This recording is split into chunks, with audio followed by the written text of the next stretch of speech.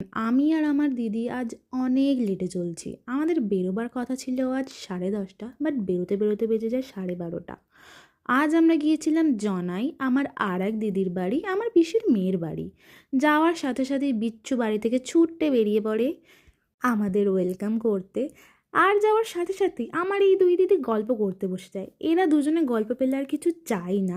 আর এ তো রীতিমতো মারামারি করে আমার সাথে ফোন কেড়ে নিয়ে গেম খেলতে শুরু করে দেয়। অ্যান্ড বাবুর লিভিং এরিয়ায় ফটোটা দেখেছো, কি কিউট ছিল। এখনও কিউট, বাট এখন ভীষণ বদমাশ হয়ে গেছে।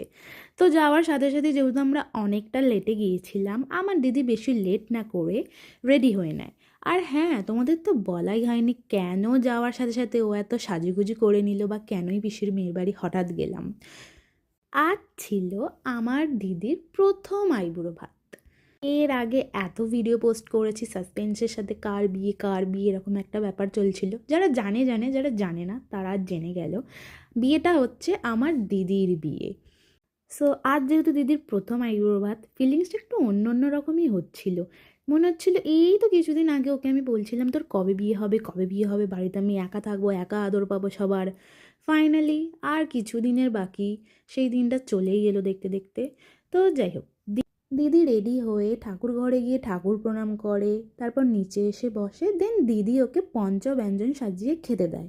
আর আজকের একটা ইন্টারেস্টিং ব্যাপার হচ্ছে, এই যে এতগুলো রান্না দেখছো, এই সমস্ত রান্না করেছিল জামাইবাবু।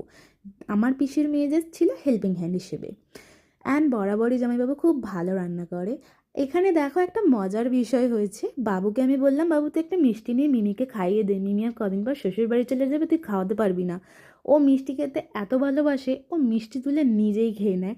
সো এখানে একটা ফানি মোমেন্ট হয়ে দাঁড়িয়েছিল, আমরা ভীষণ হেসেছি। তো তারপরে ও আবার মিমিকে একটা ভালো মিষ্টি নিয়ে খাইয়ে দেয়।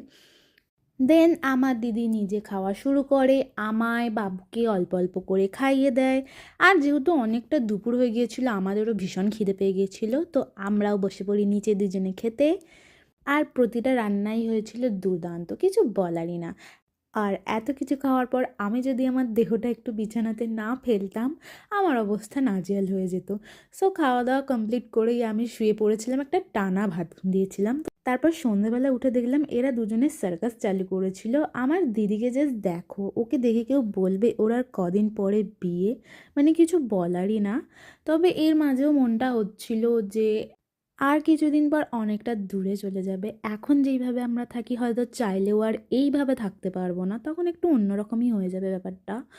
যাই হোক, তো অনেকটা লেট হয়ে গিয়েছিল আমাদের বেরোতে বেরোতে।